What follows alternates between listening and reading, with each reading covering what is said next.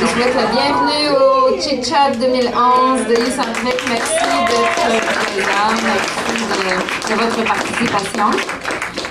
Le Chit Chat est une initiative de Christelle Black, mon associée ici, qui est ici.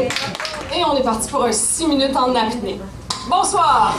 Le service, pour moi, c'est l'expression d'un besoin par un individu A et la réponse à ce besoin par un individu B de la façon espérée et attendue par l'individu A. Alors, on va faire un petit historique du contexte de la boucherie. Sur cette photo, ici, on peut voir pleinement l'essence de ce qu'un service de boucherie est censé représenter. Donc, la modernisation commence à faire son œuvre. Déjà, on sent qu'on commence à mettre une barrière entre le client et son boucher. Le service de boucherie prend perd peu à peu sa notion de proximité pour devenir plus commercial. Et on en arrive à des fins d'hygiène et surtout des fins de rendement, à éloigner encore plus le service de la boucherie de son client. Donc, où est donc la notion de service? Savent-ils qui sont leurs clients et quels sont leurs besoins réels? Rappelez-vous que je suis en train d'ici de faire une métaphore pour montrer un peu l'évolution du service en général. Donc, où ça nous emmène tout ça? Eh bien, ça m'emmène à vous proposer de mener une petite révolution dans vos organisations respectives. Suivez-moi. Mettre en place une approche centrée sur l'humain, c'est pas rien.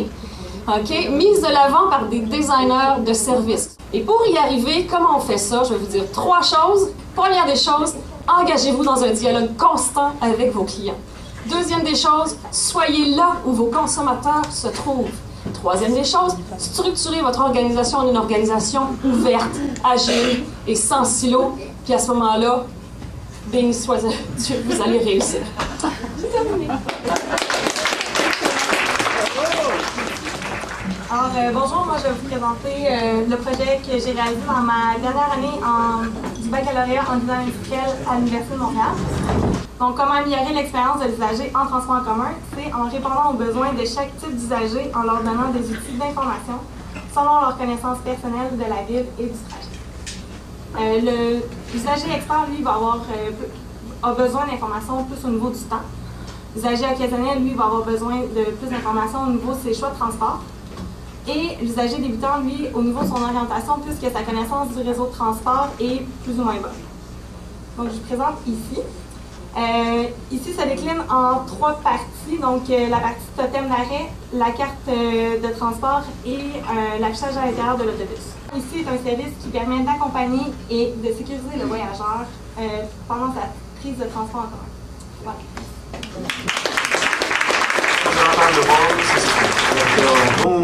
Bonsoir tout le monde, merci Youcentric. Carnegie Mellon University avec Department of Defense aux États-Unis ont proposé un modèle qui s'appelle le CMM, Capability Maturity Model, qui est en 5 niveaux, dont j'aimerais vous parler justement. Premier niveau, CMM1, c'est ad hoc. Il y a un travail à faire, on le fait à peu près n'importe comment. On réussit parfois, et c'est tout. En gros, dans l'histoire de la navigation, c'est qu'on va se perdre quelque part en mer et peut-être qu'on revient. Et vous connaissez plein de projets en conception d'interface homme-machine qui ressemblent à ça. C'est même niveau 2, très intéressant, c'est le niveau maîtrisé. Autrement dit, où il y a des maîtres finalement qui maîtrisent leur artisanat, qui savent ce qu'ils font. Dans l'histoire de la pêche, le maître, il sait flairer le vent, et si l'apprenti l'observe suffisamment longtemps, ben, il va apprendre lui aussi. Et au niveau interface homme-machine, franchement, on en est beaucoup à ce niveau-là en réalité. Il y a un grand saut entre CMM2 et CMM3, c'est la standardisation, c'est là où la science intervient. La géométrie des voiles, c'était la cartographie, c'était l'hydrodynamique, c'était la résistance des matériaux, c'est extraordinaire. CMM niveau 4, c'est un niveau où non seulement la recette est documentée comme CMM3, c'est que là on a sous-segmenté les métiers. Et ça c'est le pire niveau parce que ça mène à ce genre de choses. C'est l'opération a réussi, mais le patient est mort. Et franchement, en interface homme-machine, il y a plein des exemples comme ça, vous les avez certainement. CMM niveau 5. Extraordinaire dans le sens qu'on corrige les problèmes si on est niveau 4, on introduit des audits qu'on appelle évaluation normalement, de la résilience, de la redondance, des vérifications, de l'optimisation des coûts, etc. La conclusion est la suivante, il manque de la maturité dans l'industrie des interfaces homme-machine qui permettent finalement de dépasser le cap CMM2. Ma conclusion, travail créatif requiert de la rigueur et de la flexibilité, mais surtout ce qui est le plus difficile, c'est la sagesse de savoir quand appliquer quoi.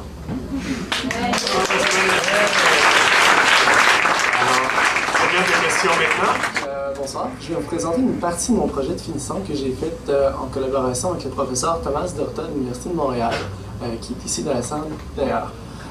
Donc avant de commencer, en fait, juste vous dire, la présentation est limitée en raison d'un brevet qu'on est en train de déposer. Donc, au travers de ma recherche, j'ai exploré plusieurs modes d'authentification. J'ai retenu, suite à ma recherche, en fait, la question des connaissances secrètes, les mots de passe.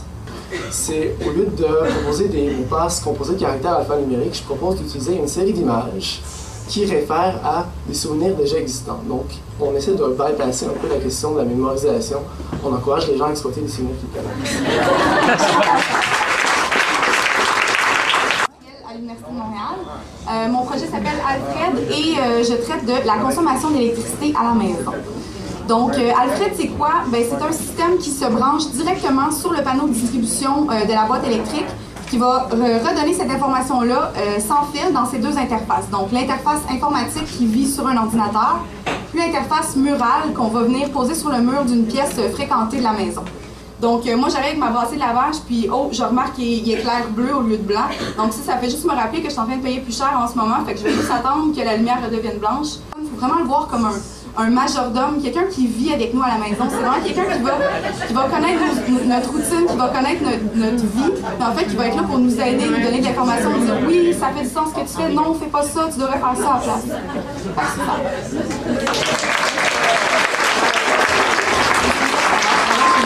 Comme Jean-François l'a dit.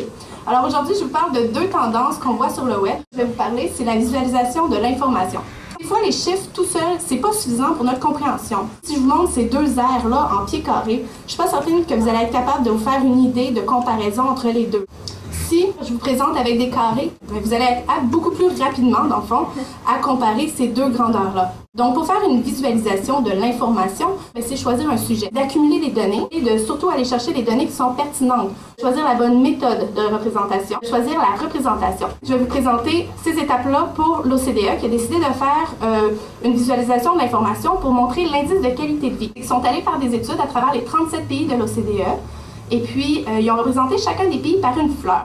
Chaque fleur a 11 pétales et chacun de ces pétales-là est associé à un critère qu'ils trouvaient important pour être heureux dans la vie. Par exemple, que le Canada, il faudrait vraiment qu'il s'améliore sur le salaire donné à leurs employés. Finalement, ça sert à faire comprendre une situation très complexe de façon très simple. Le deuxième élément, c'est les formulaires Madlib. C'est le nouveau type de formulaire, dans le fond, qu'on voit de plus en plus sur Internet. Un Madlib, c'est un jeu qui consiste à remplir une phrase trouée, si on veut. Dans le cas d'un formulaire, comme vous l'avez fait plus tôt, on va y aller de façon narrative pour poser des questions. Donc, ce qui est important de se demander, c'est si ça marche vraiment. Le formulaire classique a vraiment pas évolué depuis les dernières années ou très peu. C'est pour ça qu'on dit aussi que c'est pas bon dans tous les domaines. Il y a des sites Internet sur lesquels c'est super approprié, d'autres que c'est les moins, définitivement. Je suis pas vendue entièrement pro Madlib. Je dis que c'est une option qui est intéressante dans certains cas, mais il y a des points qui sont négatifs, qui sont vraiment importants à considérer. Puis, c'est pour ça que nous autres, on veut justement en faire des tests, parce qu'on sait que il n'y a rien qui se fait magiquement, et que si on fait juste l'appliquer comme ça, il y a beaucoup de chances aussi que ça crée des problèmes. Merci beaucoup. Merci à tous les commentaires. 6 minutes. De plus en plus, on commence à entendre parler de Design for Social Change. Alors, c'est quoi le Design for Social Change? Une description générale, c'est tenter de changer les attitudes et ou les comportements. Ça implique un changement volontaire. De plus en plus, on va voir ça à travers les jeux sociaux, comment on est capable de faire un changement qui impacte positivement la société. Des jeux pour persuader, influencer les gens, les jeunes, les enfants d'aller jouer dehors parce qu'on est récompensé à la fin. Des jeux qui permettent de faire des dons à Haïti qui a besoin d'argent sans vraiment qu'on se rende compte qu'on est en train de payer. Un jeu social qui est sorti pour aider les jeunes à apprendre comment détecter les mythes. Comment on fait pour changer les comportements et les attitudes? Il y a deux grands pôles. Le premier, c'est l'utilisabilité. Parce que peu importe l'utilisabilité, ça reste un prérequis pour la persuasion.